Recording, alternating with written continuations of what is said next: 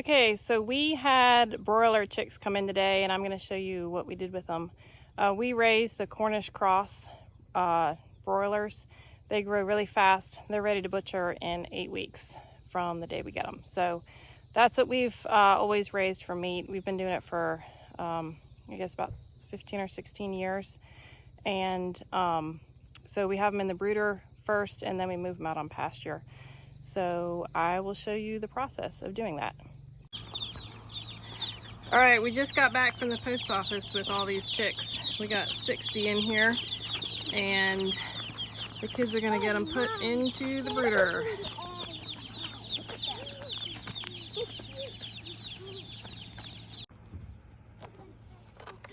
I haven't even been down to the brooder yet.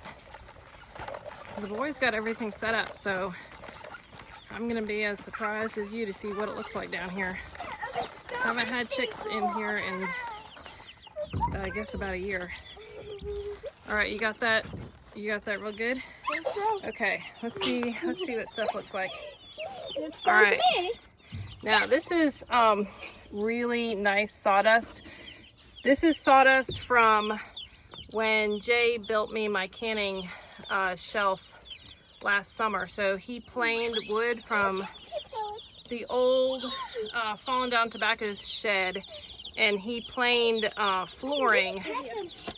So this is sawdust planed off of wood that's probably over 150 years old. So yeah, some spoiled chicks here. Hey Jim, get a stick and get this spider web. Just make sure that's all clean. And yeah, Olivia, pull out the feeder and the waterer. Let's go ahead. We'll fill those before we put them back in. I'll fill them. Yeah, you can pull one out. Go ahead. You go ahead. Yep. Okay. Jim, do you have a pocket knife to open it up? Now, girls, if there's no dead ones, then we don't need... Well, we probably should count anyway. In case we lose some, we'll know. Okay. So let's very gently, you know what, I think we should put the box actually in the brooder, okay? Well, so let's see. Wait. Let Jim lift it up. Go ahead, Jim. You can. No, don't put your hand on that stick. We don't want it to fall. Don't touch that.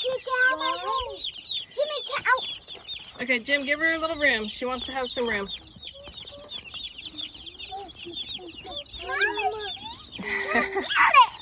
Be very, very gentle. Okay, put it in. Put it in the brooder. Very gently. Don't drop them and don't squeeze them.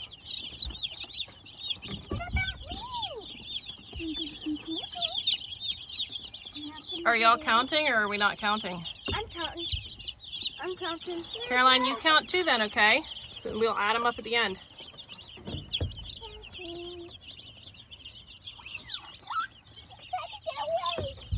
So while the kids are unloading all that, I'm going to show y'all what our brooder looks like.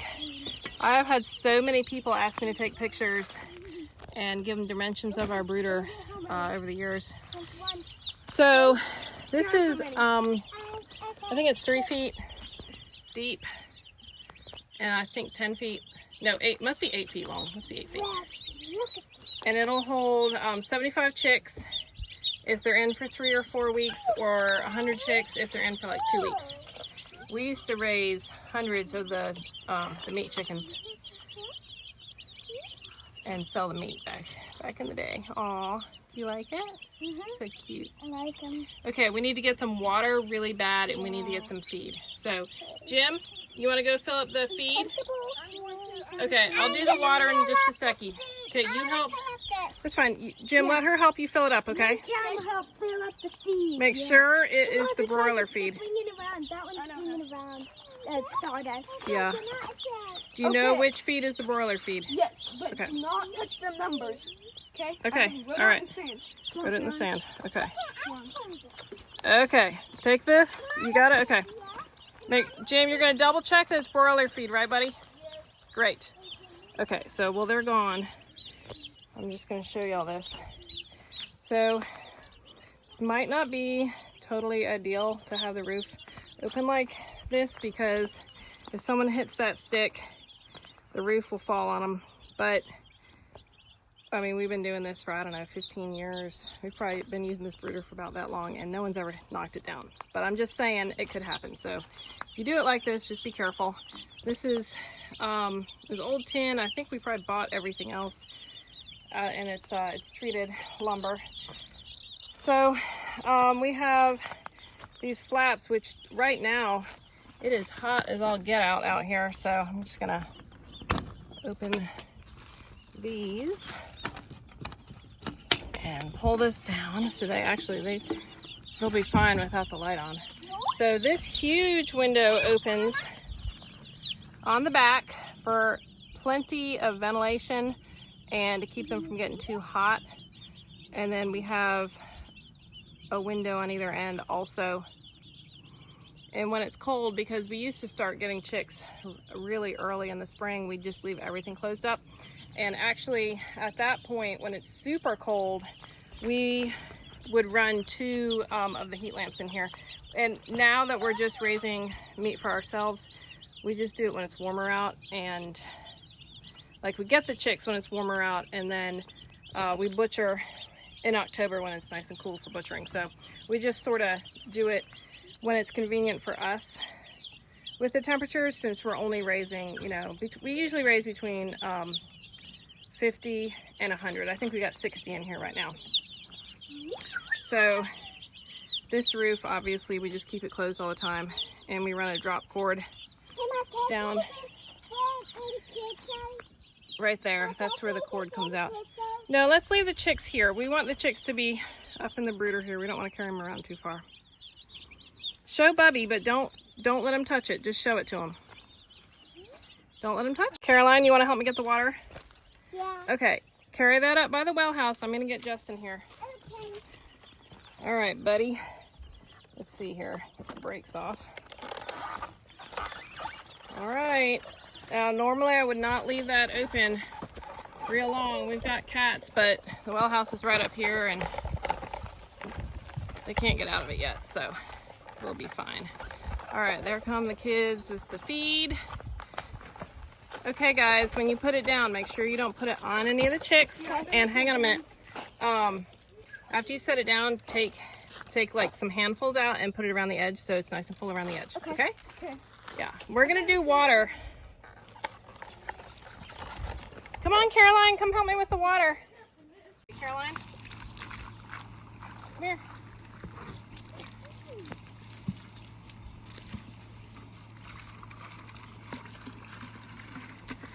Okay, y'all wash this, right, Jim?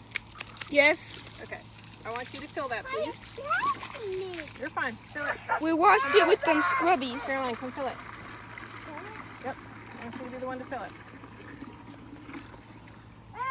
Don't get it dirty in there. Justin, what's wrong, buddy? Is that enough? Nope, we gotta fill it to the very top. Yeah, fill. When you're done, I'm gonna wash this a little more. Okay, that's fine. You can run down and mess with the chicks. Be very gentle with them.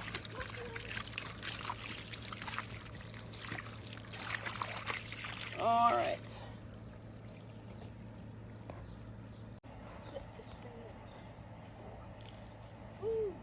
That's okay, Jim. Just flip it quick. It's gonna spill a little. That's all right. Once you get it all the way turned over, it won't spill.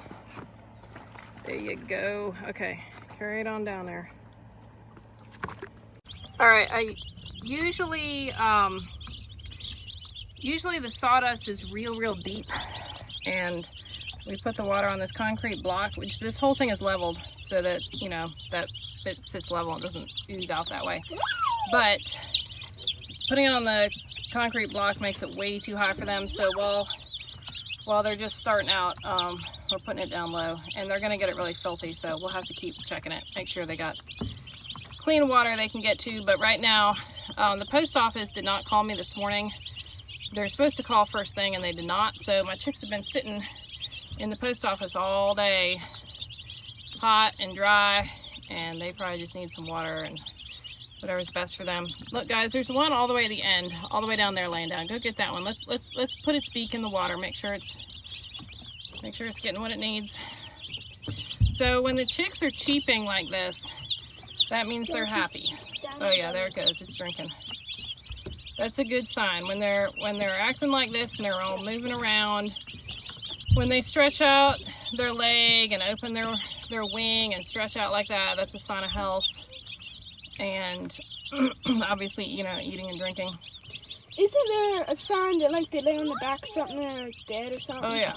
Yeah, if they flipped over on their back, that's definitely a bad sign. Yeah. So right now, because it's so hot, we're in a heat wave, we are not putting the light on. We'll put it on a little later. We're gonna leave the windows open and we'll just close the roof down. Yeah, that's good. They all look good and we don't have any dead ones. So. Nope. Be very, very gentle. Don't drop it in. Put it in gently. Okay, just be very gentle. Pick up that one right there and okay, that one. Look at that. These are not day-old chicks. They've got little bits of wing feathers already. I know. That's Mama, see weird. they're chasing it on that one. See? Yeah, they sure are. Broken. I thought they looked kind of big. Yeah. These must be well, I mean, they were shipped on Tuesday, but I'll bet they're a couple days. But they were a couple days old before they shipped them. All right, well, the kids are bringing in the milk from the cow and from all the goats, and we got to switch gears here to evening stuff. But glad we got these guys settled. I'll film more of what we're doing with them as we take care of them in here, and then of course when we move them out to the field. And I'll probably show butchering too. So, all right guys, you ready? We're gonna close this lid on up. Okie dokie. Wait a minute now. Let's be very careful. Back up, girls. Careful. Just drop, yeah, there you go. Put it down real careful. All right.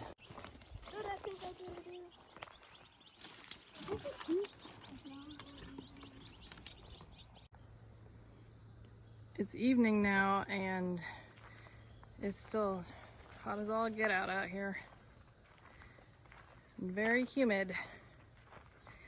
I came out to check these guys and I actually forgot to show you a really great feature about the roof here. I don't have anyone to help me, so I gotta try to show you this on my own. Okay, you can't tell from the outside because Jay lapped the tin over, but this part right here lifts up and you can check the chicks. The rest of the roof is down. This part's just really light and easy to pick up. And yes, there are spider webs on here. Okay, so what I told the kids to do was to leave the both end windows open so there is some airflow, but to close the back window and to turn the light on. And this seems to be right because if they were too hot, they would be spread all the way to the edge and trying to get away from the light. And if they were too cold, they would be bunched up under the light. So this seems to be about right, even though it feels crazy hot out here. To me, these birds are loving it. When they're little, they need the temperature to be in the 90s, and then it just slowly decreases until when they're a few weeks old. I mean, we only raise them for 8 weeks, so we usually get them out on pasture at about 2 weeks if it's plenty hot out, and 3 weeks if it's a little cooler. But we start decreasing the light and the heat in here to get them ready for the outside temps. But they seem to be doing just fine. Their water is still real clean. So they've eaten quite a bit of feed down, so that's good. All right. Hey, little lamb. Have a good sleep.